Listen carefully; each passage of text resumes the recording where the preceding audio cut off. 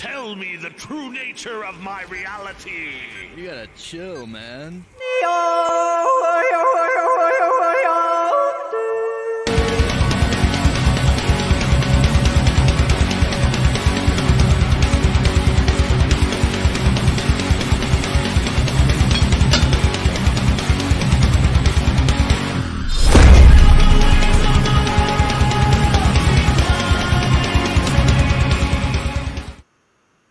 And welcome to another edition of the Big Dig Live. I'm your host, Michael Stewart, with my co-host, Lamar Miller and Scott Howarth.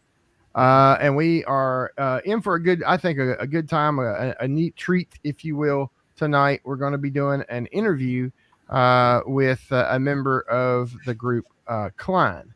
And we'll tell you more about that as we get into it. We'll get to the chat, so we got it set up too. All right, there we go. And so, guys, real quick, we're going to be real quick, and we're going to get our guest in here. How's your week been, and how you guys been doing? Start with Lamar. Great, man. Just busy week. Did have death in the family, so we had to spend some time at the funeral home. Sorry to hear that. But it was a busy week, and it went pretty good. Cool. Scott, you've been out of town, traveling all over the place.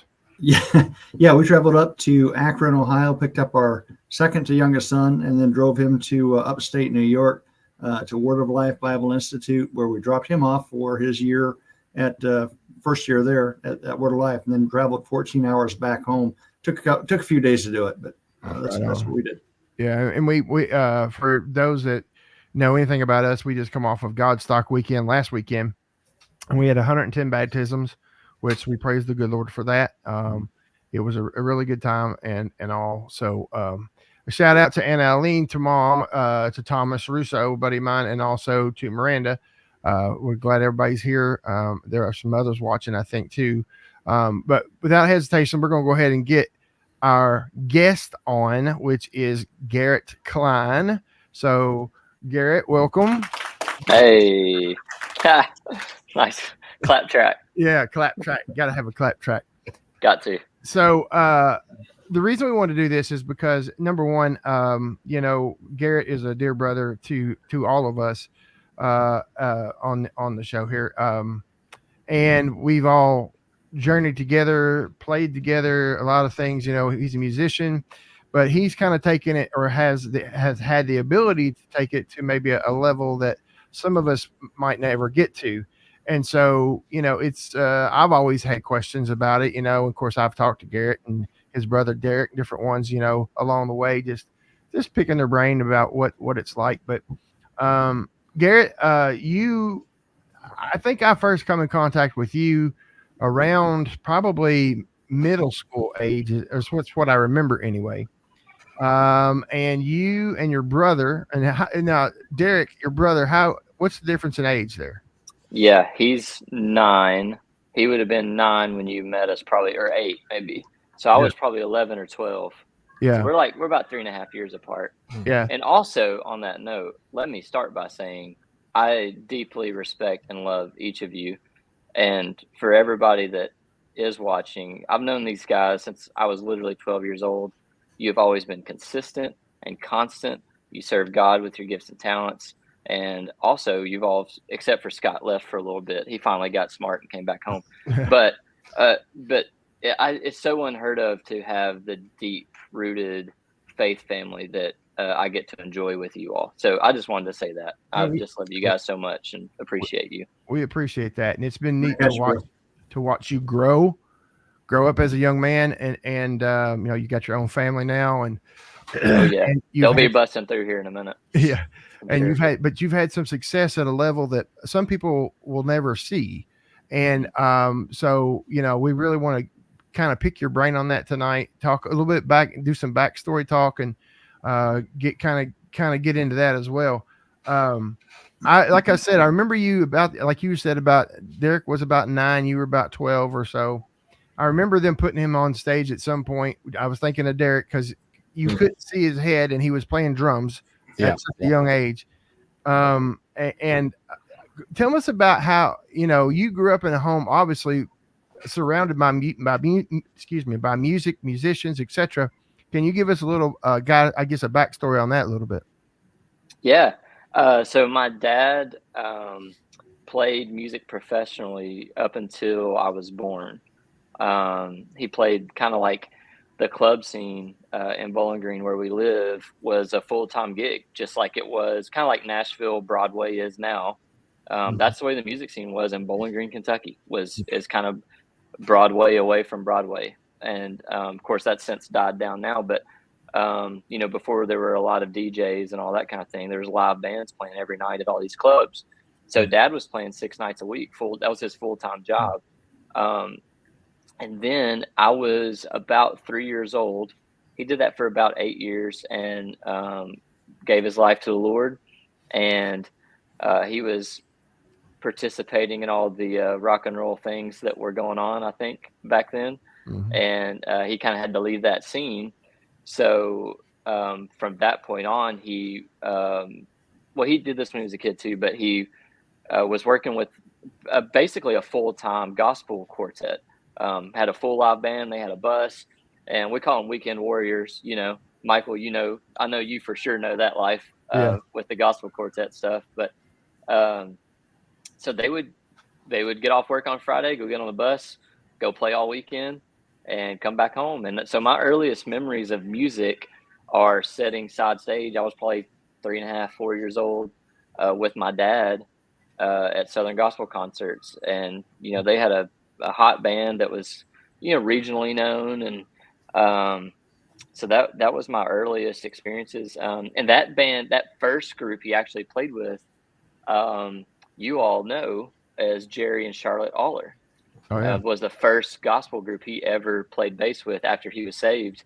And he would rehearse in the old Hillview Chapel, and the story goes is I would sit on the front row and my legs weren't tall enough to even bend. So like they would stick straight out and I would watch them rehearse. So I think I was wrapping mic cables by the time I was 5, It was just kind of what we did. And now I want to interject right there because before that, I sang with that group. Oh, no way. With Jerry and Charlotte?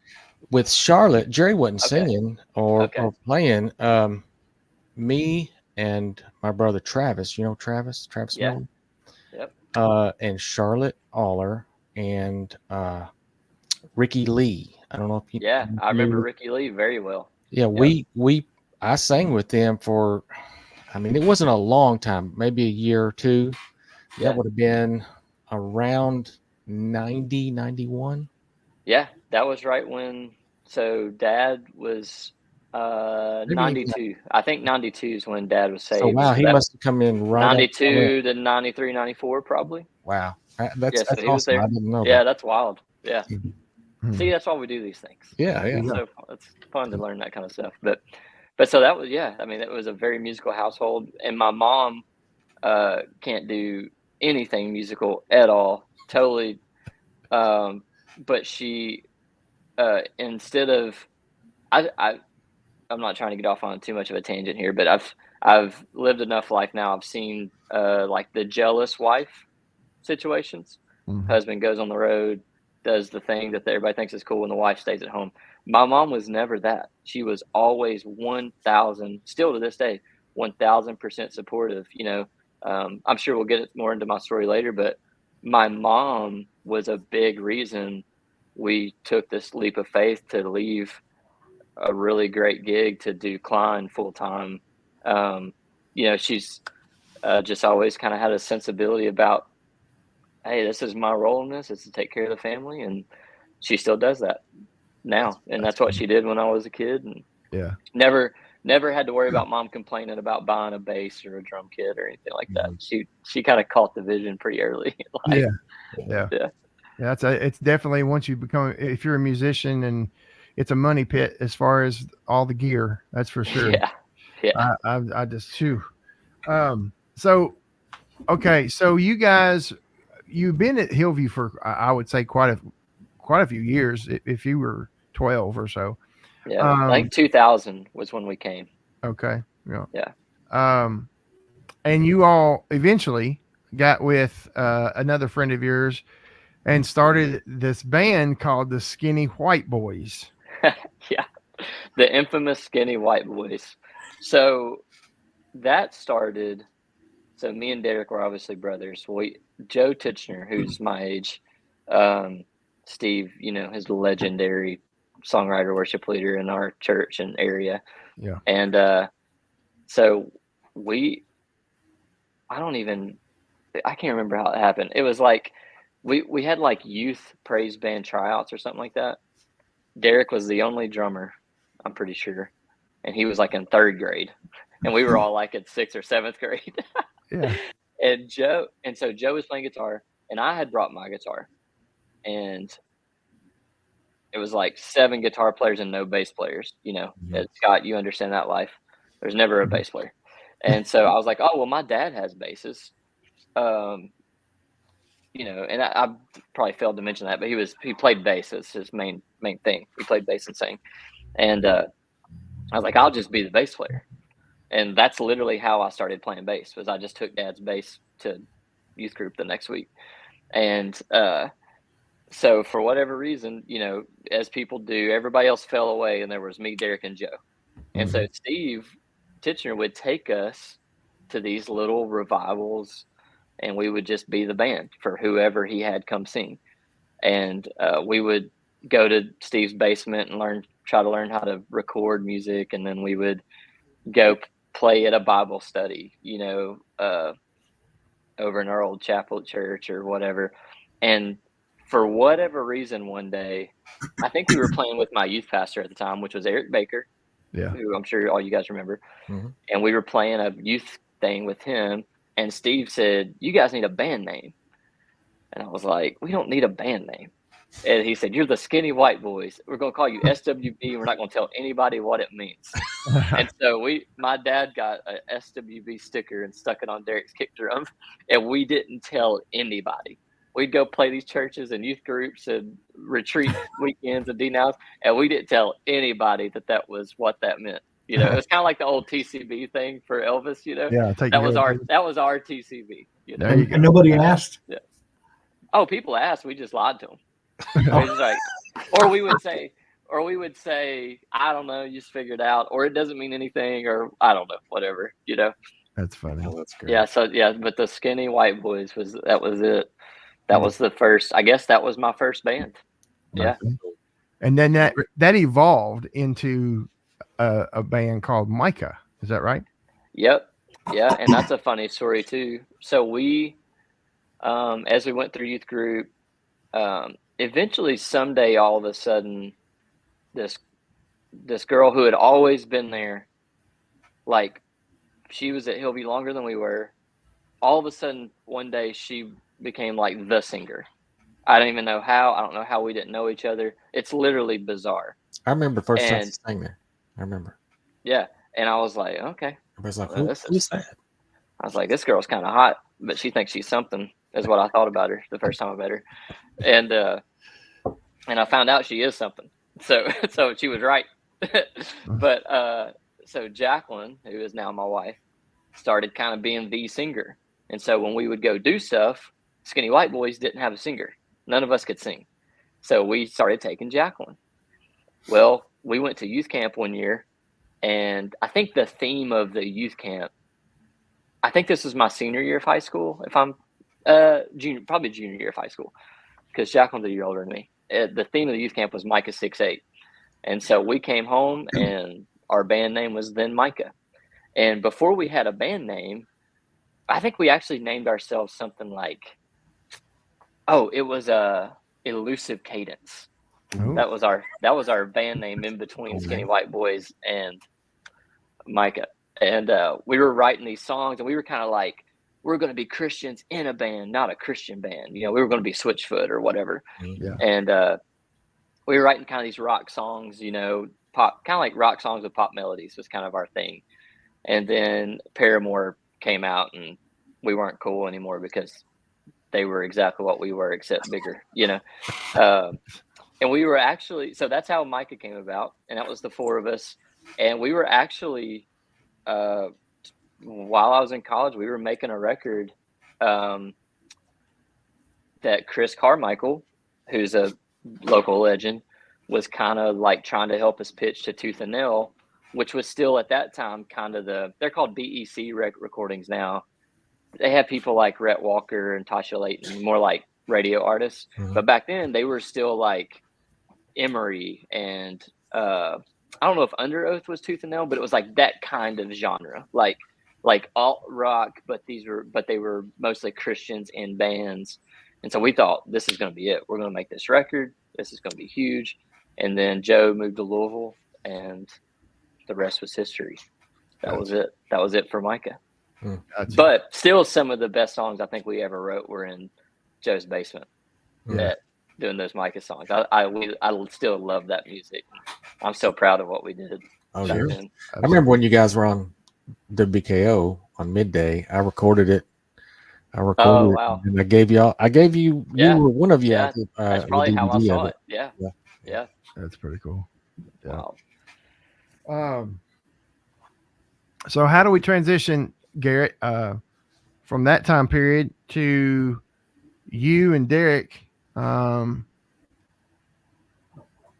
want to try. I'm trying to be respectful to Scott's questions and so forth. So just kind of bear with us here. Go ahead, I'll figure it out. Yeah, you go from that season of time there, and then you guys wind up as I guess if we fast forward a little bit, you and your brother wind up playing with an up and coming artist at the time, Dylan Scott, and you start getting a lot of traction as a band or an ensemble, however you want to label it, in the country field. So how does that transpire with that? Yeah, that's, it's just so wild to think about it and say it all out loud, especially now, because that was 10 years ago now that all that started. So when our buddy Joe moved to Louisville, he got married, moved to Louisville. There's a little gap there where Jacqueline and Derek and I, Jacqueline and I like wrote a record that we meant to be like a worship record. It was the first thing we did after Micah. And so, man, we had just we got married in 2011. Everything kind of ended with Micah in 2011. So like in 2012 and 13, we did like 60 dates a year, those 2 years, doing just like going and leading worship, go doing camps and D-Nows and whatever. And we had written this record and we called it If We Run. I'm going to lose I'm not going to think of the psalm right now, but it's in the Bible what that If We Run thing comes from. Mm-hmm. But it's when you walk, you will not stumble. And if you walk, you will not stumble. If you run, you will not fall, is the premise. So we just holed ourselves up in an apartment and fasted and prayed for a week and wrote all these songs. And we went to a buddy's house who invited us, and he made this record for us for free. He had charged us a dime, which is crazy. Yeah, and so he did all the programming, everything. Me and Derek played all the instruments we could. Jacqueline sang, of course, and no co-writing. It was just me and Jacqueline. Here's our record. And that kind of, I don't know, it was like a transition season that we didn't know was a transition season. And it taught us that we could do music outside of what we had known. And in that moment, we really felt called to write songs for the church, write songs for believers, not the Christians in a band like we were before. Like, no, we are on the nose, blatantly writing songs to and about Jesus, So we did that for 2 years. And then,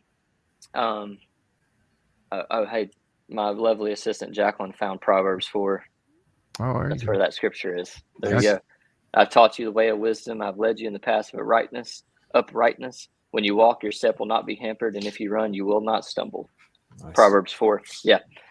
Thanks, Jack. So that verse defined that season. So we were like, all right, let's run. And had no plan. no, I don't know. We took that physical CD. This was our deal with our producer. He was like, you have to go to Nashville. And this is 2013. So like, this is like on the very back edge of this being possible. You have to go to Nashville and you have to knock on record labels' doors and make them tell you no. And you talk about scary. So I looked up all these addresses. I cannot believe we did this, especially knowing what I know now. But I looked up all these addresses, all these labels. So I went to Curve Word, or it was then Word Records, which ironically now has helped us with some of our music. We went to what was then I Know Records, which is Mercy Me, Phil Wickham, CC Winans. They're called Fair Trade now. I think we went to Capital CMG, which was then EMI, and one other spot. And we basically made them tell us no. Like, no, we're not going to listen to this or get out of here. But I Know Records, I don't know who it was. I think it may have been the guy who runs it. Mosley is his last name. I'm blanking.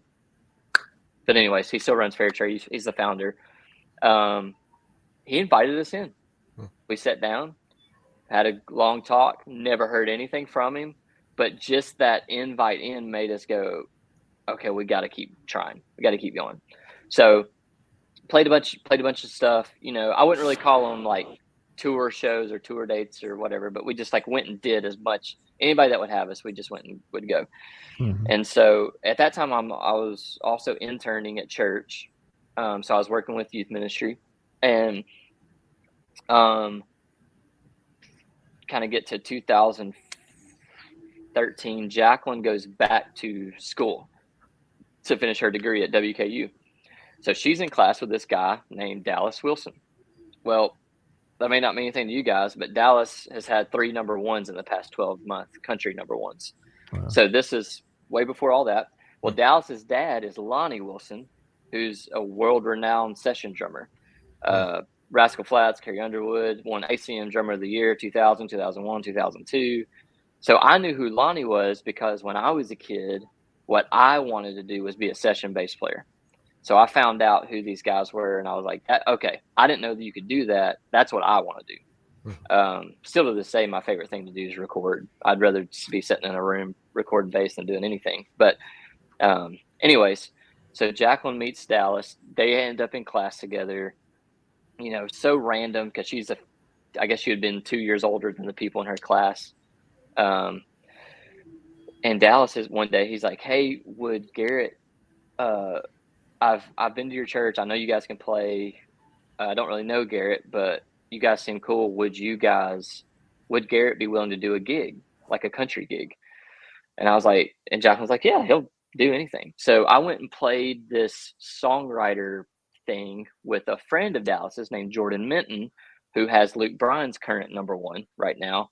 He wrote Bigger Houses with Dan and Shay, blah, blah, blah. Okay, so these guys have done nothing, and we're all sitting here in Bowling Green, you know, at Lost River Pizza. And lo and behold, the drummer, so I'm playing bass with Jordan, Dallas is playing guitar, and the drummer is Dallas's dad, Lonnie freaking Wilson. Okay, so I go to Lonnie's house, I'm freaking out. I'm like, I'm playing bass with this guy, right? It's unbelievable. So we play the gig. That's it. Lonnie's like, hey, you know, and I was like, hey, Lonnie, I know who you are. You know, I've done my research. I'm not trying to be weird or anything, but I just think it's awesome what you do. If there's anything that, you know, I'd love to get in playing more and specifically recording. He's like, oh, cool, man. He's like, I was like, man, my hero is this guy named Mark Hill. And he's like, oh, I'm playing with Mark Tuesday night. They were in an Eagles cover band together. No way. And the A-list Nashville musicians are playing this Eagles cover band. And he's like, you should come. And I'm like, I'm there. So I can't remember, like the dates changed or something. And he actually called me. And he's like, hey, I was wrong about the date. It's actually tonight. Do you want to come? And I was like, I went home, got Jacqueline in my 95 Ford Ranger, and we went down to 3rd and Lindsay in Nashville, and I got to meet Mark Hill. So I'm being very long-winded about this, but this is crazy how these pieces came together. So meet Mark Hill. Mark invites me to a master session. He takes me to Ocean Way, which is like A-list of A-list studios in Nashville. He gets the engineer to get me a headphone mix. So I'm sitting next to Mark with Nearzy, who played on all those John Mayer records. Wow. You know, Mark Hill, Kenny Greenberg, he's Kenny Chesney, the guitar player, but he's on every song you ever hear on the radio. All these guys are sitting around. Jason Webb, I think, who is a gospel producer, actually. So, and I'm like, this is nuts. This is what I want to do, you know? So that was it. Went to like one more session with Mark. That was kind of all that happened. So a few months go by. Dallas calls again. Hey Jack, would Garrett like consider doing a country gig, like on tour? And she's like, yeah, sure. And so what I didn't really understand at the time is Jacqueline had already been praying, like, you know, we just made this worship record. Our dreams were together, right? Mhm. And she had already felt like God told her, like, you gotta send Garrett, and it's going to cost you a lot, but this is the way it's got to go. And it'd be better for her to tell you that. But I kind of got cold chills saying it back now. I don't ever talk about this stuff, so forgive me. But No, it's a good one. So anyways, Dylan Scott had just got kind of his first single at radio, but it failed, meaning like it didn't hit top 40. But he was at Curb Records at the time, or still is, but Curb Records. And so Jacqueline's like, yeah, he'll do it. So Lonnie just gave him like, hey, Garrett's legit. You should hire Garrett. So Dylan Scott calls me. I was on the treadmill at Planet Fitness. Calls me, hey man, I got shows this weekend. I need a bass player. I have a drummer, got a guitar. My brother's my guitar player. I need a bass player. I know we've never met, but Lonnie said you're legit. Like, it's your gig if you want it.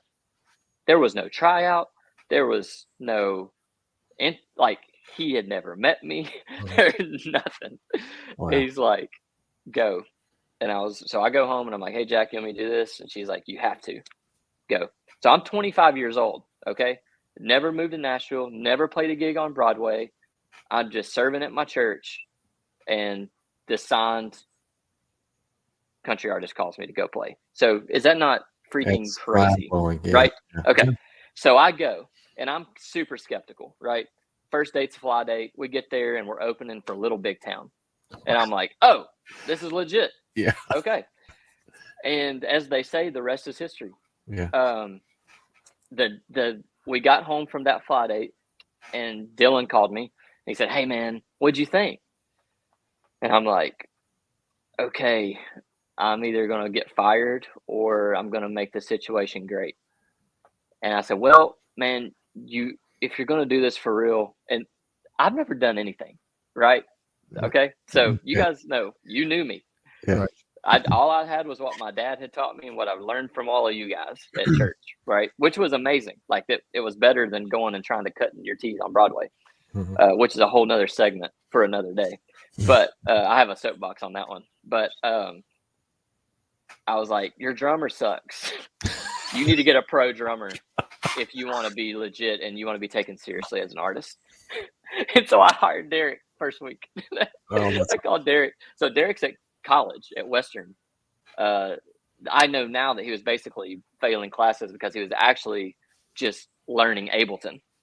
So like he was learning how to record and do Ableton instead of going to class. And Dad's like, yep, Derek, you need to go. You need to drop out of school. You need to go.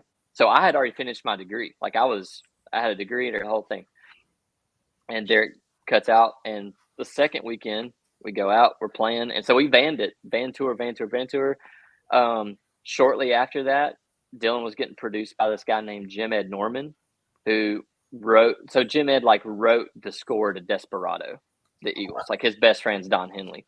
The tour the Eagles have been doing the past 5 years with the orchestra, Jim Ed's conducting that live. Wow. Like that's Jim Ed Norman. So he's producing Dylan's record. He's like, hey, let's do this. Let's not go get session guys. Your band's legit. He came and saw us play. He said, your band's legit.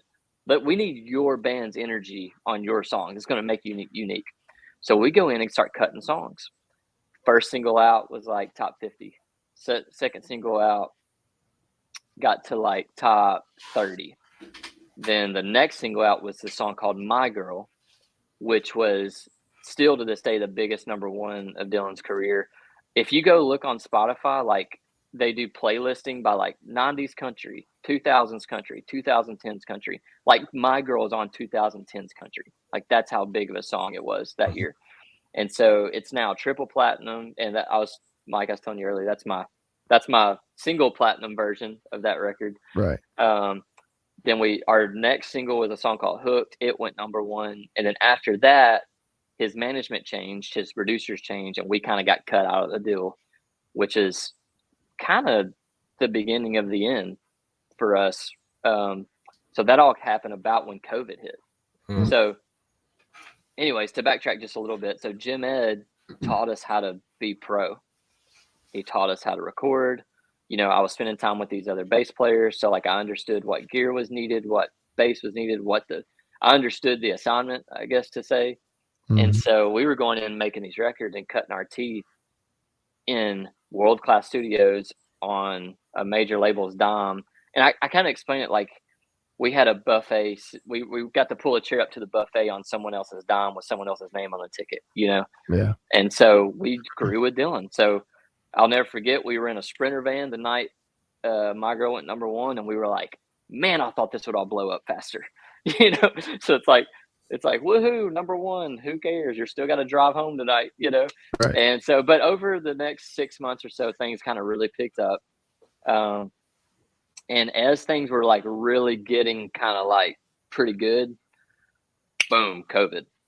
So we were on a tour with Brantley Gilbert, and it was like, hey, we were about to go out west, and we were going to play Red Rocks and the the Tacoma Dome. Like we were going to play all these cool places, and like one at a time, shows started getting canceled. Oh, this show's canceled. Oh, this show's canceled.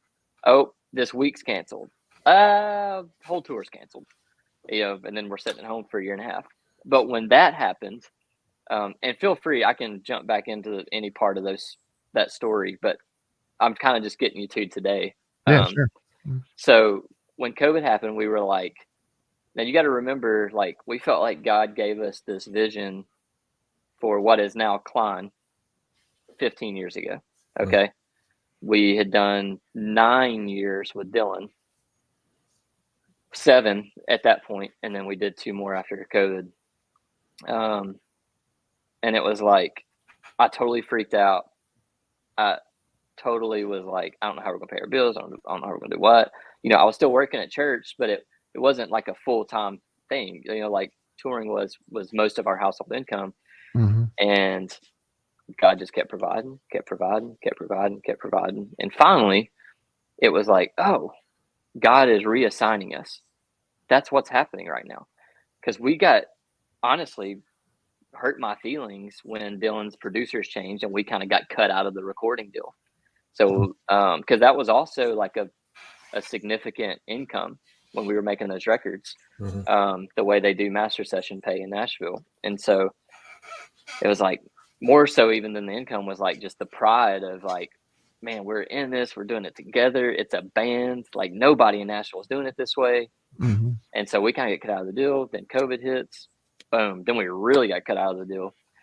And we're like, what are we going to do? So I called in the middle of all that.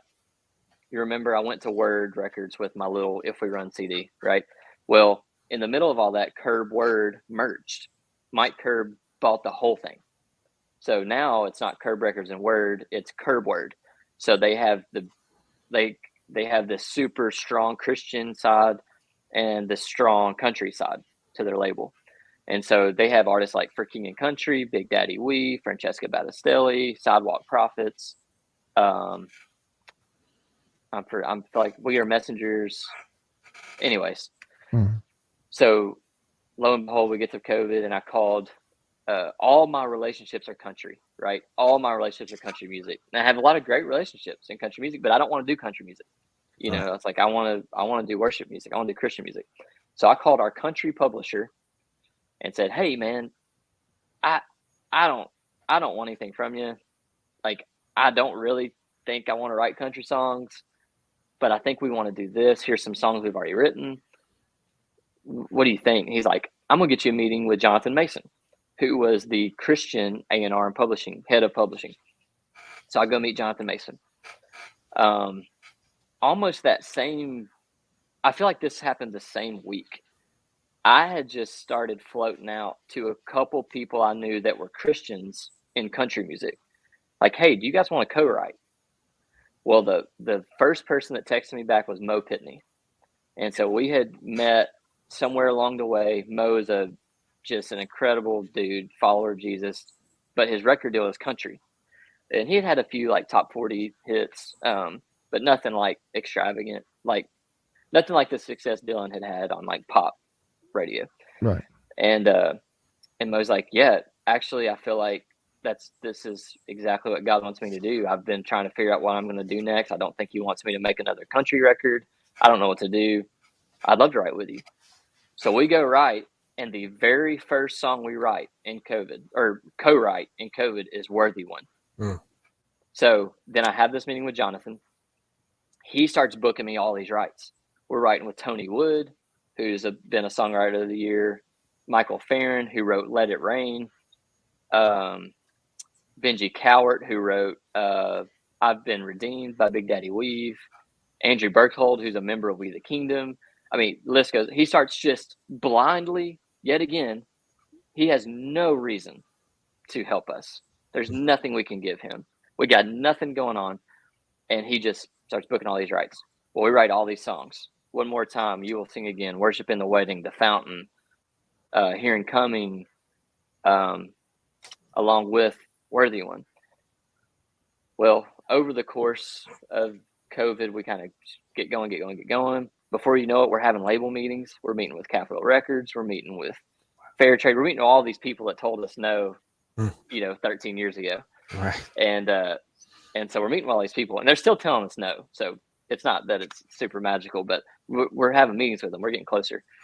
Well, then here we come. I get a call one random day from Dylan's manager. "Hey, I think we're going to do Luke Bryan tour. He's going to be the first person out of the gate. He's not scared of COVID. He's just going to go do it. Do y'all want, like, would you guys?" Because like there was all this big, vaccination, not vaccinated, not vaccinated. Well, if you do the tour, you got to, or you don't got to, and everybody was arguing about it. And I was like, "Hey, I got to work. I don't care what you shoot me up with if we can go back to work." Which turns out that ended up none of that even was a deal breaker. But that's just kind of where my head was, honestly. I was like, I'm so tired of this crap. Let's go do the tour. If we don't do this tour, I'm done. Basically, it's kind of what I thought. Like, I'm not going back to touring. So somehow, by the grace of God, we get on a Luke Bryan tour. Well, Luke Bryan's keyboard player is a guy named Scotty Wilbanks, who played the keys for Third Day for 20 years. Before that, he was in New Song. Okay, so like, "Arise, My Love." Yeah. That's Scotty Wilbanks. Okay. Well, he's playing with Luke Bryan now. So we get out there, we get to know each other. Turns out we got all these mutual friends. He introduced us to a manager that introduced us to another manager. And I'm telling you, super fast version of that. So the Luke Bryan tour is actually how we got our Christian music manager, because who is managing us is who managed Third Day and Need to Breathe and all those guys. And so when that happened, I'm getting a little ahead of myself, but basically we kind of were having all these meetings, and this is where my mom comes back in. My mom's like, "Guys, God isn't going to open the door for Cline music until you leave Dylan. You're going to have to take a step of faith." And that's all she said. She left it. And mom's not super, y'all know my mom. She's not crazy, super prophetic or No. frou-frou. She's not running around. She didn't even become a Christian till she was like 35 or something, but she was right.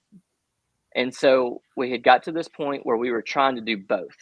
So Curb Word offered us a single song deal for Worthy One, meaning it's like basically a 1-song record deal. So they were going to let us basically put this song out and support it while we were touring with Dylan. So try to, just put it out, try to get some promotion behind it, get it on multi-tracks, get us on CCLI. So they take us to multitracks.com and we do visits and all this cool stuff. And at this time, there's no management, no label other than them, nothing. And it just got to where we just couldn't do both. It was like, it became obvious, like we were going to have to make a step of faith. Like, it's not going to be super clean break like we had hoped, get off this bus, go get on Winter Jam or whatever, Right. And so we left March 4th. My anniversary was our last show. And then March 8th, we were in the offices at CCLI doing song sessions for Worthy One, like 1 week. And it's like God's timing, Right, yeah. And so after that's when we kind of solidified our management deal. So this is 2023, March. So all the way to May 1, 2024 was how long it took us. Wait, go, wait. We decided, hey, we're not going to wait on any labels anymore. We're going to start putting our own music out. So we put our music out. Before you know it, there's 75 dates on the books. And we're doing, we're touring with all these Christian artists. We're going out with Rhett Walker this fall, which is absolutely insane. No label deal, no booking agent. We do have a good manager who is salt of the earth, just the kind of people you want to hang out with. He's going to come meet all you guys before too long. Cool. At church. But he came to Hillview, met with our pastors. We explained what we wanted to do. I mean, it was like a very just holy union thing, and here we are. We're going to, by the end of the year, we will have done like, I think 75 or 80 dates. And the biggest Christian booking agent told us, you probably won't be able to tour this year. You don't have a radio single. You don't have a record label. We can't really do much for you. And our manager was like, yeah, watch this, so we're doing this tour, That's cool. It's just been insane. So that's a very long version. Well, it's always amazing how. Feel free to ask any question about any of that. Yeah, it's just amazing how, you had a plan, or you thought you had a plan, and then God shows you what the real plan is, and His timing is always perfect. Yep. And He's probably hard to live. Yeah, He shielded you from a lot of stuff probably that you would have probably had to go through in other circumstances. And I think that's we sometimes sell God short in that regard of, we're going through this and it's a struggle, or we're going through this, but you don't see the other side of what God sees and what He may be protecting us from in other circumstances with it. So, it's really cool to hear how it's played out, how it's playing out. I'm gonna knock through my questions so I can get to the other guys real quick. It said, many think of traveling on a bus as a good life. Tell us about a weekend or a tour bus, what it's really like. And you can be brief with that. You don't have to go into super detail with it. A bus is better than a van. Yeah. So it's like everything is all about perspective, right? Right. So I love touring on a bus. I love it. And honestly, one of the hardest things about leaving Dillon, I don't care about big shows really. Like, dude, we did some cool stuff. It was great. But man, going to bed over the engine of a tour bus every night is pretty sweet. But I guess briefly, you're usually leaving, if you're doing weekend warrior stuff like we did, you're leaving Wednesday night at midnight, go to sleep, wake up in the city, wake up in St. Louis, you're waking up. Most of the time there's a runner, meaning like someone to drive you around. So like you can at least go find coffee. Normally what we did, if we were close enough to a town or a city, is we would just walk. I'd go find a coffee shop or something, get some work done, find lunch, go sound check. When I was doing my master's degree, it was like wake up, right, go to sound check, right, go get on the bus, go to sleep, but yeah, I mean, it's awesome. Being on a bus with 12 people, 12 grown adult men, that's interesting. Yeah. There's a lot of personalities and walks of life mixed in there. Right on. But I always tell people, Derek and I always grew up sleeping in bunk beds, and uh, I was 34 years old, still sleeping in bunk beds with my brother. It's like That's crazy. it's it's kind of awesome, and honestly, that's like that was the hardest thing about leaving is we had to start over and kind of go back to band touring for a little bit, Yeah. and we're hoping we can get things going enough to get back to that bus life, get our kids out with us and all that. But yeah, it's great. Anything specific you don't know, but it's like a camper. It's like a really nice RV. Yeah. It rides smoother than an RV, but it's still an RV toilet. Yeah. Gotcha. You gotta hit the truck stop for number twos, man. Right, yeah, exactly. Many think that as a touring musician makes an amazing amount of money. So what's the real truth there? Man, I the best way I know how to explain it is like hired gun or working musician. If you're working for an artist, it's the most blue collar part of the music industry. It's not quite being an intern at a label, but it's nowhere near being an artist. I had a friend one time say, "Man, you guys toured with Luke Bryan. I figured you'd be rolling up here in a Range Rover." And I was like, "I don't think you understand how the music industry works." Right. It like I won't say numbers because it's so all over the map. With Dylan,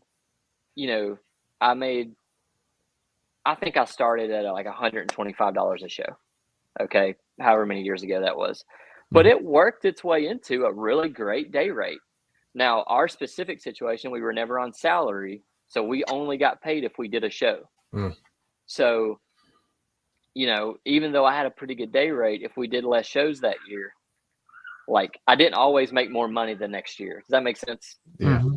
So that's what's kind of hard about being a hired gun is like, you talk about trusting God, like the work's got to be there. So like I was really exclusively working for Dylan, but I was still a freelance musician to the government. So like taxes are hard when you're 1099. Right. You never know what you're going to make in the wintertime when Dylan doesn't want to tour anymore. But there are a lot of guys that get to a certain level that put their guys on salary. They'll have health benefits for an organization, that sort of thing. Yeah. So you can make a 6-figure salary if you're working for a big enough artist long enough, but those are very rare. I'll tell you, I never made 6 figures working for the guy I worked for. So like, that's why I say it's a very blue collar way to make a living. It's an awesome way to make a living. I love it.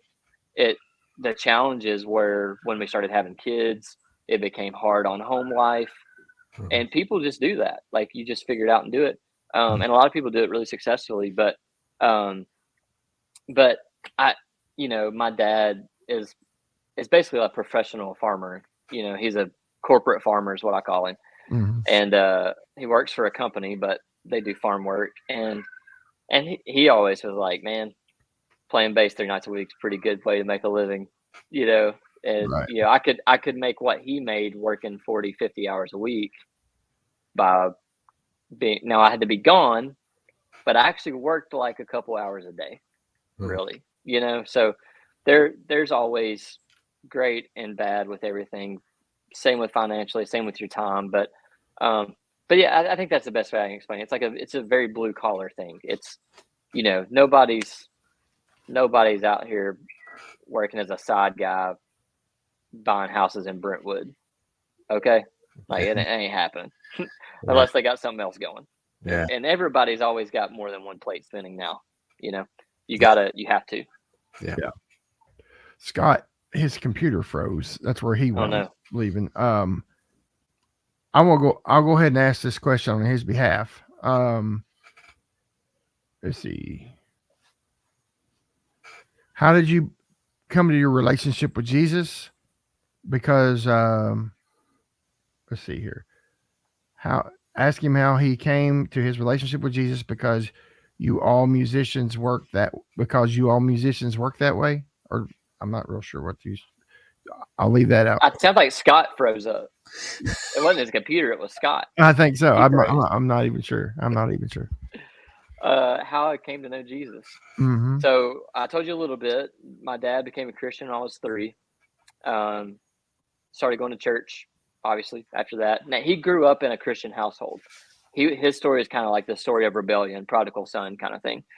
But from a very young age, we were in church. The way I came to know Jesus, when I would say my salvation moment, or when I professed him as my savior, I was 10 years old.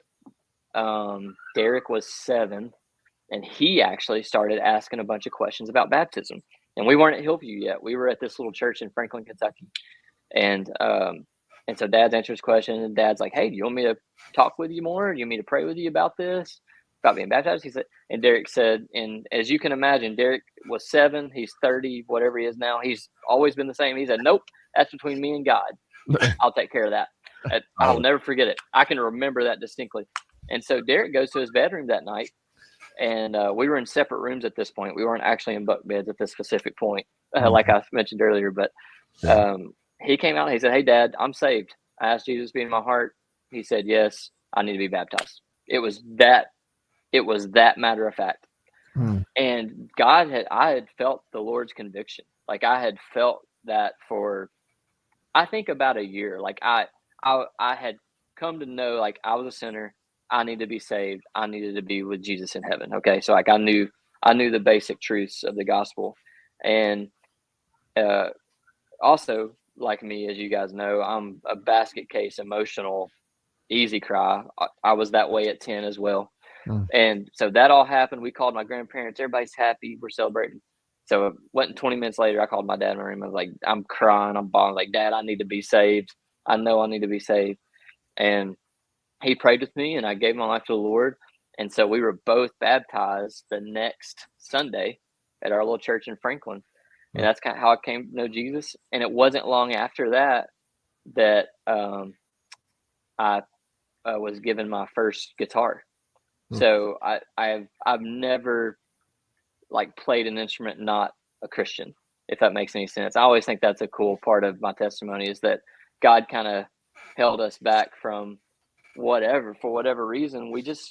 Instruments were always around. Music, I was always around music, but I didn't really pick up an instrument and start banging on one until after I had given my life to the Lord.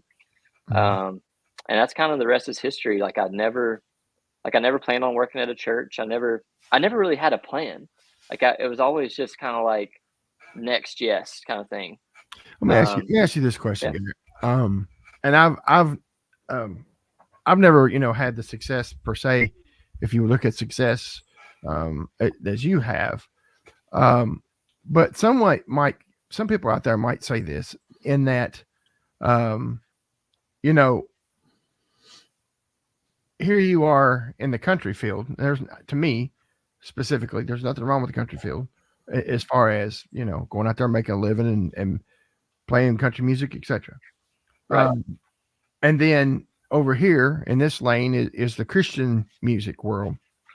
Do you feel like it, in to a certain degree, it was choosing between two masters? Is that a hard question? No. I think for some people, yes. I'm gonna speak for myself. Sure. I knew who my master was, and it had nothing to do with what type of music I was playing. Right. And that's good parenting. My dad did that. When we were little, Dad wanted us he wanted us to follow Jesus and be as good musicians as we could be. He was never pushy, but he saw things in us that we weren't aware of because we're us. Does that make sense? Like, I didn't know Derek was a freak drummer. Last week, Derek taught a breakout session in Orlando to like 60 drummers. And I stood in the back and I was like, "Oh, this dude's a freak." But I'm with him all the time. I didn't know it. I didn't know that at 7. I don't know it now. Yeah. Same with Jacqueline. I mean, it's like she was teaching this breakout session that you couldn't fit a person in this room. Nobody knows who we are. And I'm like, oh, like I'm just married to her. I'm used to it. I'm like, I don't mean to sound vain, but like I'm used to their greatness, like they're just awesome, they're gifted. And so the way Dad approached music with us, he played gospel music, but he bought us Stephen Curry Chapman CDs, and we listened to those, and he made us listen to AC/DC CDs. Like it was about being great musicians, not about being great Christian musicians. Okay. Yeah. And that's where I think a lot of people mess it up, is like, I don't need you to be a great Christian plumber. You need to be a great plumber who is a Christian. I need you to be a great surgeon who is a Christian. I need you to be a great teacher, pastor, preacher, drummer, guitar player who is a Christian and uses your gift to glorify God. Mhm. And so because I had that foundation, I wasn't tempted by the things that are available on the road. And also I was gifted the opportunity to tour with people who were Christians in the country world. Yeah. So like, even though we were doing country tours, Dylan's brother was a close Christian brother.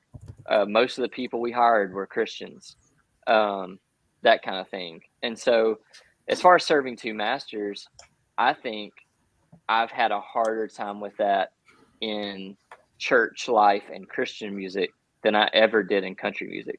Because in country music, it's okay to make money. Yeah. It's just like being a plumber. You can make money. But in Christian music and in church life, everybody thinks you should do everything for free. And if you make money doing that, then you're just using Jesus' name to make a living. And it's like, no, I'm not asking for what I'm getting paid. I'm serving, and God provides for our needs, right? Right. So I guess to that question I think it's a totally fair question. And I think a lot of people do struggle. But because of the way my dad raised us, I think I had a really good grasp on the bigger picture, Mm-hmm. We were having gospel conversations in meet and greet lines and in green rooms. I was ministering. There were, I won't say names, but there were people that that now have country gigs from really well-known Christian bands that are not really walking with Jesus, that we were able to minister to because we weren't in a Christian band. They saw my life and saw that, oh, he's not faking it out here. Like, he is actually following Jesus out here. Mm-hmm. And it opened the door for me to minister to these guys who just got hurt.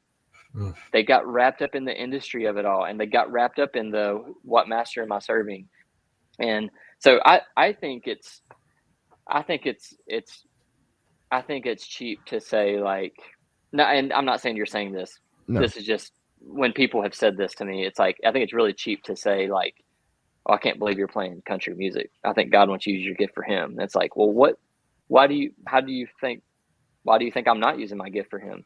He can't use country music, Now, there were some songs we had to play that were some stupid songs. Okay. And we had to play them every night, and I had to smile. I guess I didn't have to, but you had to find the joy in it. I had to find the joy in Derek's riff in the bridge sometimes because I didn't love the song we were playing, Yeah. But I think it's been harder to keep my head straight in this side of my life than it was in country music side. But when people at church, like, most people are supportive, but when people didn't understand it and they were like, oh, I can't believe you're doing country music or blah, blah, blah, blah. It was kind of like, well, you just don't get it. Like, your mindset of God is too small, like, and also I had this vision. I knew Jacqueline didn't always believe me. Derek didn't always believe me. I'm sure there were a lot of people that didn't always believe me. I knew that we had to go do this, and that someday God would open the door that he is now opening. I knew it. I don't know how I knew it. I don't know why I knew it. I just knew it. So there were really hard days. There were, the temptations of the flesh are available. They're just as available at Hillview Heights Church as they are at Bridgestone Arena. Right. They're the same. It's the same. The devil uses the same tricks. It doesn't matter what room you're in, Yeah. So it's one thing that, Steve's been talking about. Pastor Steve, our pastor, he said this it's been a few weeks ago, but it's stuck with me like, I don't know, like glue, man. And it was seek after his righteousness. Mm-hmm. And, and that's not a new phrase. but it hit me just a certain way, and it really spoke to me a whole lot. Scott, welcome back. I'm gonna hand it off to you. We're just about at an hour, but I want to go ahead and give you the opportunity to ask those questions that you have, Scott. And I'm good. We'll kind of wrap this up as we go. Okay. Well, I was gone, so I don't know if you talked about this or not, but Garrett, I'm curious if you would share your journey to Jesus. Did you share about that already? Yeah, we went through Okay. all that. All right. Yeah. Then the next question is not spiritual at all, but in your working with pro musicians, do all of them know how to read music, or do a lot of them just play by ear? Most people I've worked with play by ear. That's amazing. Most people, yeah. And I'm assuming you're meaning read music like charted sheet music. Yeah, I can't read at all. It's amazing how many professional musicians, especially in the country genre. I wouldn't say country genre because that sounds like a slight to country, but in popular music, if that makes sense. But when a guy can read, you can tell. So does that make sense? So it's a lot more. You're going to get hired for your feel more than you are your ability to read. You know. Okay. Yeah, it's not necessarily a requirement. It's your tone and feel. You know. So you, as a musician, what do you have anything left to learn? What would be like the pinnacle of your career as a musician? I'm be honest with you. I have already lived my wildest dreams. Mm-hmm. I cannot believe the things God's allowed us to do, and here I am getting emotional a little bit. I have some dreams that I feel like are a little bit worldly. Just to be honest with you, that's where I struggle. Is I would really like to have one of these, but with my wife. Where'd this thing go? There. I would like to have one of those records, because what those records actually mean is a song meant something to a lot of people. It made an impact, you know, and I would like to do that with my wife. I really, I've gotten to play the Grand Ole Opry a bunch. Mm-hmm. I'd really like to do that with my wife. Mm-hmm. Like I would like to do all the things I've already done, except now with this version of us. You know what I mean? Mm-hmm. I love all that we've ever done, and it's so cool. But it's so cliche to say it's really about the journey. I think goals and aspirations are fine.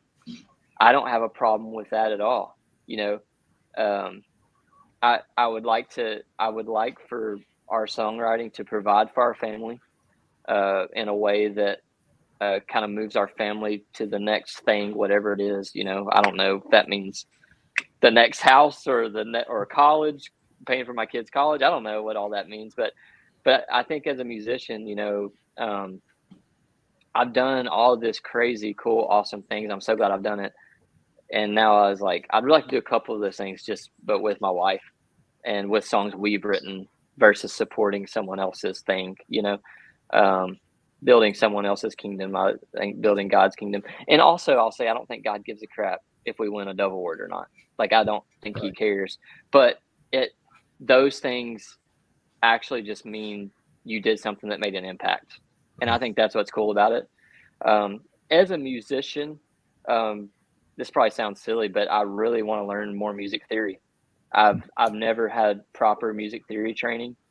And I've always kind of had a chip on my shoulder about it, because when I was at Western, I was in the business college and I have a marketing degree, but they wouldn't let me take music theory classes because I wasn't a music major. And so I emailed the person who told me I couldn't take theory classes a picture of me in that platinum record after I got it. And I'm sure they never got the email. I don't even know if they even worked at Western, but it made me feel really good. So, hey, I try to be holy, but I am a touch swaggy too. Yeah. Okay. I am a touch, like, I want to say, hey, it's really, like, I think about how Paul says, I don't boast in the things of me. I boast in things of God. Yeah. Like, when I talk about these things, as you guys heard my story, only God could have done this, and only God could do the next dream. And so it's like, if it happens, cool. If it doesn't, cool. But those are my things. I think to do those things with my wife, with songs we've written, I think that would be really meaningful, to show my kids like, hey, you can do this. If God tells you to do it, you can do it. It doesn't matter if every record label says no. It doesn't matter if the guy you used to work for gets mad at you for leaving. It doesn't matter if the booking agent says no. If God wants you to do it, you're going to do it. So just stay faithful, Sure. Scott, do you have any more questions? I just have one, and I'll be done. You referenced the church, and Hillview Heights is where you're at now. Mm-hmm. Is that really necessary for a musician to climb through the ranks and kind of come through the things that you've done? Is it, if God is leading them to be a musician, how effective or how much is church required or a part of that, I guess? Well, it depends. Do you mean like as a Christian artist or as like a working musician, like I kind of was with Dylan? As a Christian artist. As a Christian artist. Yeah. So I don't want to hear what you have to say if you're not a part of a local church. That's my personal opinion. If the wrong co-writer sees that, they're going to be mad at me for saying it. There's so much church hurt and burnout amongst even Christian writers and musicians and artists. And that's really sad. I wish they all could be at our church because they wouldn't have that burnout, I don't think. We're in a healthy environment that promotes music as a gift. We're in a very unique environment. We're in a very unique environment. So I would say that's kind of my personal stance is like, I don't care what you have to say if you're not a part of the local church. I don't think you can lead God's church outside of your walls if you're not a part of the church inside your walls. And I'm not meaning you have to be a worship leader. Like, I don't think I have to be the worship pastor or the worship leader or the whatever. I can be a greeter, but you got to be in community with people, I think. And I think that's what the Bible teaches. So I think it's number one crucial. Now, the hard balance with that I'm struggling with, honestly, is touring takes you away from church on a lot of Sundays. Sure. So we're trying to figure out our family balance of church home life. Like the way this fall tour works out. So for 9 weeks, almost 10 weeks, I'll be home gone every other Sunday. Wow. And that doesn't mean I'll be leading at Hillview that Sunday, but I will be present with my church family at church every other Sunday. Yeah. I'm not saying that's perfect. This summer we were gone for 3 weeks at a time. I don't know the perfect. You guys are going to have to grow with me on learning the balance of all that. And I will say this to the musician side of things. Our church, from the time I was 12 years old, I was playing with pro musicians. Yeah. I was playing with all of you guys. We were playing with Kevin Lovelace and Mark Owens. Chris Carmichael would pop in, Bobby Baldwin, Jeff Brooks, Steve Titchener. We were playing with all these people all the time that were older than us. Greg Martin. They were older than us. And yet they had ended up at our church. And so I kind of what I said earlier, like I never had to go play Broadway to learn how to play with a band. Like we just played at church, the whole time I was touring with Dylan Scott, every chance I got, I played at church. I would get dropped off. I would wake up on the bus at 6 a.m. on Sunday morning, coming home from Chicago and walk in and we would lead worship that day. Like that. I loved that. Like, I thought that was the best it ever was like I led worship on Wednesday night. I went and played 3 shows and I got to lead worship on Sunday morning. That's like the week of my life, Exactly. So I think it's just, I'm not saying like, sometimes I need a break, and I think I need a break because I probably pushed too hard earlier in my life. But I don't like always feel the need to like be on stage. And what I mean by that is like, I don't see my whole value as I'm only valuable when I'm playing bass, but I used to think that way. I'm only valuable to God when I'm playing bass. Now I see that I can be valuable to God by sitting with Mike and us praying together at the altar. And that's like valuable to God too.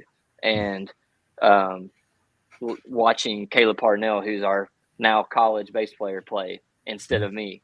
Like, that's valuable to God. Like, I don't need to like grind all the time, but I need to be with the body, you know?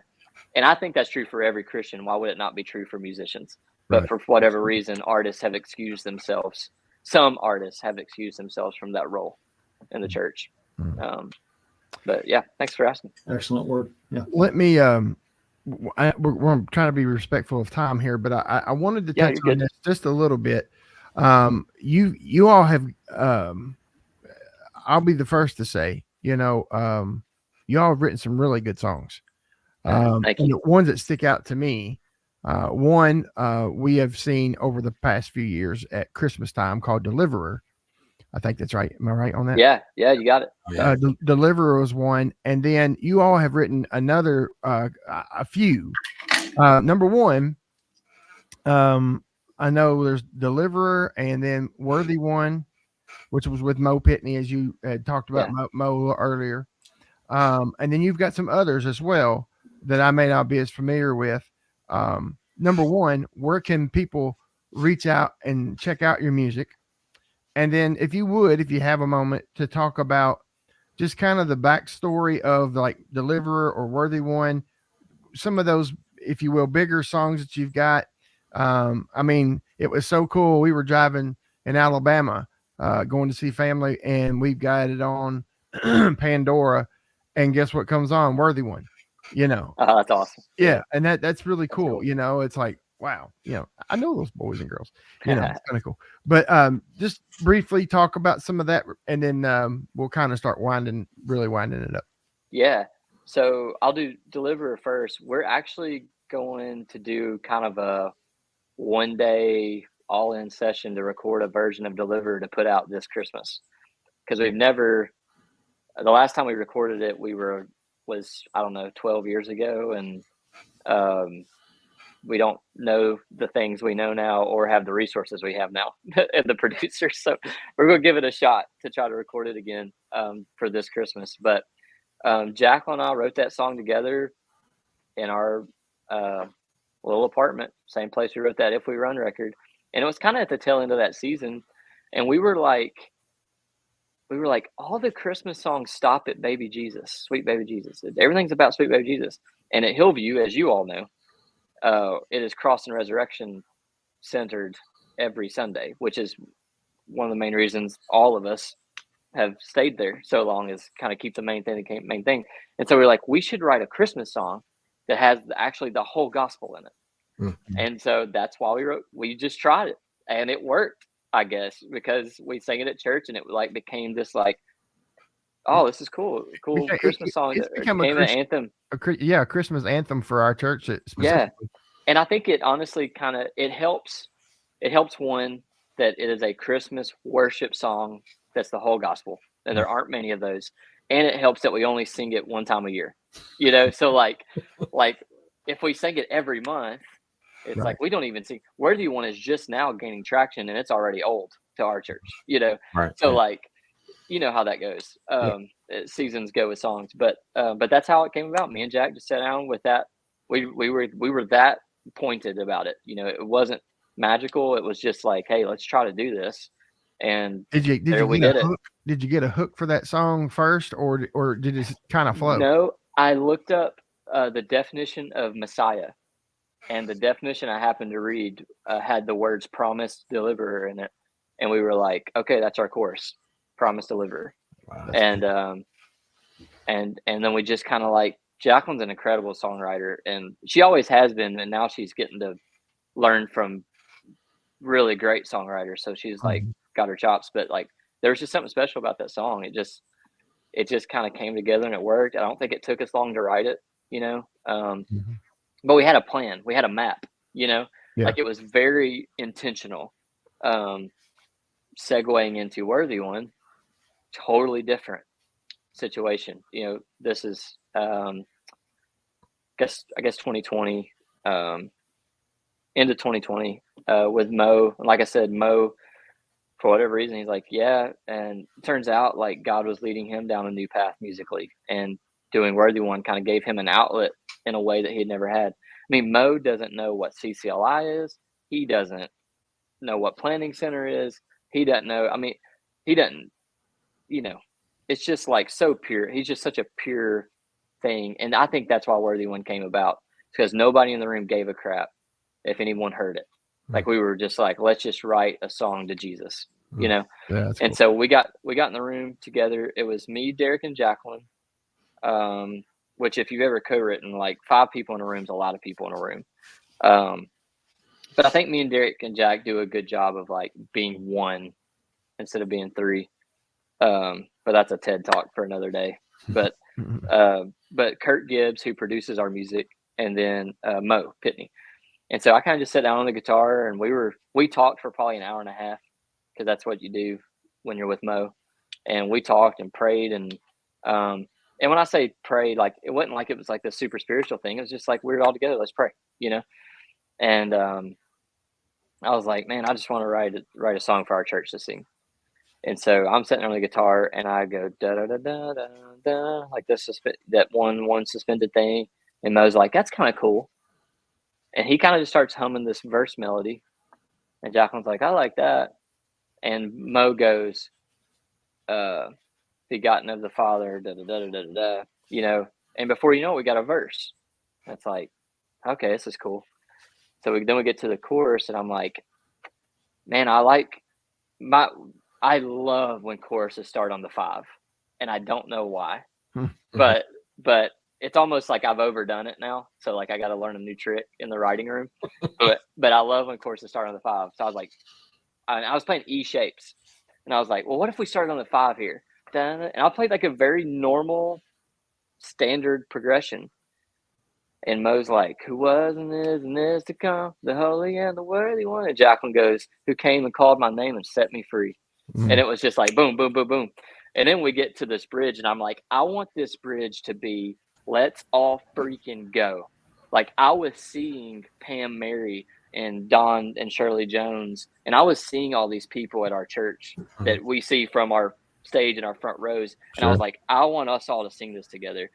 And that's what came up with. And I was playing that progression, that walk up progression, and it's what was, we are your people, you are God. It's like, it needs to be this declaration. And that's how that came about. And before you know it, by the end of the day, I'm like, I think this is a good song, And I'm like, okay, cool. So we start recording it with Kurt, and we send it to Mo, and Mo just called me crying, bawling his eyes out. He was like, that is so beautiful. Is there anything I can do? Basically, I was like, well, what, you want to sing on it? Because he had sang on the voice memo. I'll play you guys the voice memo sometime. He had sang that harmony part on the voice memo, just in the room. And it was like, we were missing it. You know what I mean? Like, we heard it. So now we're missing it. And so we didn't know legally how it would work. So we went through legal warfare, but we didn't ask permission. We just cut his vocal and then sent it to my friends at Curb. It got all the way up the chain to Mike Curb. And Mike's like, I love that song. I love Mo on it. Let's make it work. Now, what Mike tried to do was sign us to a terrible record deal. And I said no. So I didn't want to give up my left kidney and my son, my, second born child. So I said no. We went through hurdle. And the very first guy that I mentioned earlier, Jonathan Mason, who booked the songwriting sessions for us, him and his partner, Trevor, basically got a single song deal done so that we could get the song done and get it out in the world. So we had that song done for 5-6 months before, at least 5 or 6 months before the deal even got going. And then it was probably written for a year before it came out. Like, that's how long it took. It was recorded and done for a year before it came out, mastered and everything. Yeah. And so, but then it came out, and then and a cool little thing with that is we kind of teamed up with this conglomerate called The Church Will Sing, and they have songs like Make Room is a Church Will Sing song, and it's some of the Curb guys, and they've just like wanted to find a way to put out songs for the church that wasn't attached to a specific artist, church, or entity. And so they're actually putting out a version of Worthy One with Jacqueline and an artist named Timmy Tape. So that's coming out October 11th. That'd be And so there'll be like a new live version of Worthy One with that. So there's the studio version, there's the Hillview live version that we recorded at Hillview with Mo, and now there's going to be a third version with Timmy Tape. So it's just crazy the life that song has had, and I just hope it keeps going. It's cool. It's an awesome song. We really love it. Yeah. That's awesome. Thank you. Now, Mike did say, where can people hear Cline, like recordings or whatever, or find more information? Everything we have out is on Spotify, Apple Music, Amazon Music, Pandora, Instagram, TikTok, blah blah blah. Everything is our last name, Cline, Cline. That's the band name. We're super original there. We decided we used up all our good ideas back in the day, so we just Skinny White Boys is gone. with the name. Skinny White Boys is gone. R.I.P. Skinny White Boys. Jacqueline wasn't sure about using Skinny White Boys as our band name, but yeah, Cline. All of our social media is Cline Music, so Cline Music. But yeah, I'd love for you to follow along, and we're doing a Rhett Walker tour this fall, which we're really excited about. I've known Rhett for a long time, and just a cool full circle moment to get to go out and support him. And our first show is actually in Somerset, Kentucky, of all places. Oh wow! So September 25th. So maybe some hometown people can come over for that one. Yeah, that would be really cool. That might be a little road trip for some of us or whatever. A little road trip. That's out towards Eastern Kentucky, right? In a sense. Yeah. We don't want to get shot. Like close to Campbellsville, right? Kentucky, right? We don't want to like close to Campbellsville. Yeah. I was just saying we don't want to get shot like they had that crazy coyote guy out there. I don't know. That whole thing is a whole different ball game of discussion for another time. But my goodness. Well, Garrett, listen, man, we appreciate you coming on. Yes. We appreciate thanks for having me. Love you guys. The backstory, the kind of walking us through, the life and times of Garrett Cline, and it's always neat to see a brother such as yourself. Like I said, I kind of watched you grow up. I watched you become you were a young man, but you become a grown man with kids and a family, and doing, being able to have, you're living, I guess you'd say, in maybe living the dream for some of us that, never got maybe to that place or that opportunity. And rightfully so, if I'd have done it, I probably would have handled it as well as you have handled it, man. Well, different places. Sincerely, I love all of you guys so much. I'm so thankful for you. And it is not, I'm not blowing smoke when I say Derek and I would not be who we are if it wasn't for you all and your leadership in our lives and how you've loved us and supported us. And this is only fun if everybody gets on the train, Yeah. And I appreciate what you said.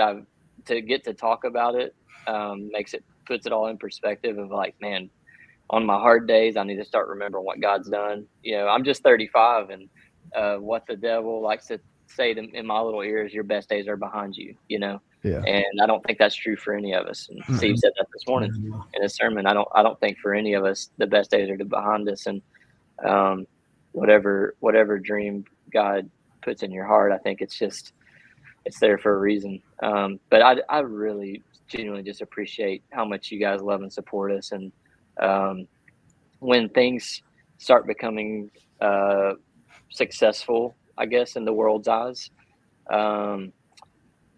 you run into some nasty stuff, and you guys have always just been consistent and constant encouragers of us, and I really appreciate that. Well, we appreciate your words, man. Like I said, it's been a joy to watch you grow up, and then to serve with you, shoulder to shoulder as we did on worship teams and all those things, and and that's the thing, I think we've got a good crop, if you will, right now at Hillview. It seems like we're all on the same plane of existence, in a sense of supporting one another, praying, and it's spanning generations. Yes, it is. You're going from Ellie Scarborough sang her heart out at Godstock. She's 12, I think, 12 or 13, to I'm not going to say how old my mother-in-law is, but she was up there too, Right. and all of us in between. And I just think it's such a unique environment to get to go. Yeah, I've known Michael Stewart since I was 12 years old. We have done life together, and I think that's how God wants us to do life, is together. And to see that happen in our worship ministry, I think is pretty special. And it's quite frankly the reason I never moved to Nashville. There's nothing for me down there. Our church is right here, and God has done what He's done, and He's going to do what He's going to do. And I'm just thankful we all get to still serve together. It's awesome. That's right. Yeah. That's right. Well, guys, that will conclude our interview tonight. We're not going to just kick Garrett out. He can hang out here for a minute, but like I said, I hope each and every one of you that listens to this or hears it back on replay, whatever, I hope you have people that you're surrounded with that can be an encourager to you, and that you are an encourager to them.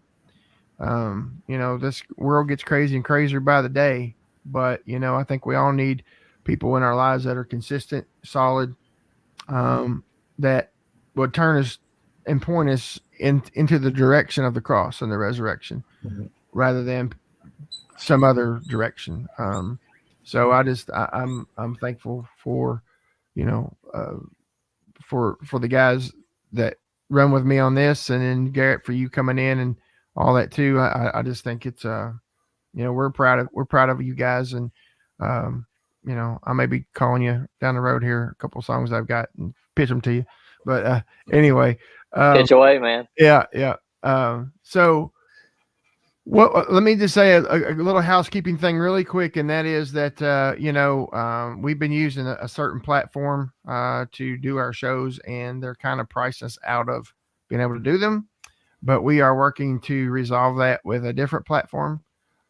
So just be watching for next advertisements for when we get back into the, we'll be picking up Bible study again on 1 Timothy coming up. But we want to make sure that we got all the ducks in a row for a smooth transition to the new platform. But I'll let you know about it. Also, you can go over to rumble.com, and that's where this will be found at, where you can go back or send it out to someone else, or have them go watch it. I think there's a lot of good content here in this interview for a lot of people. And, follow after your dreams, seek after God first, and you never know what He's going to do, and or how it's all going to play out. As Garrett said, all these hills and valleys and turns to the left and right, and then and you look back at it now, and you see, what God was doing and what He's continuing to do.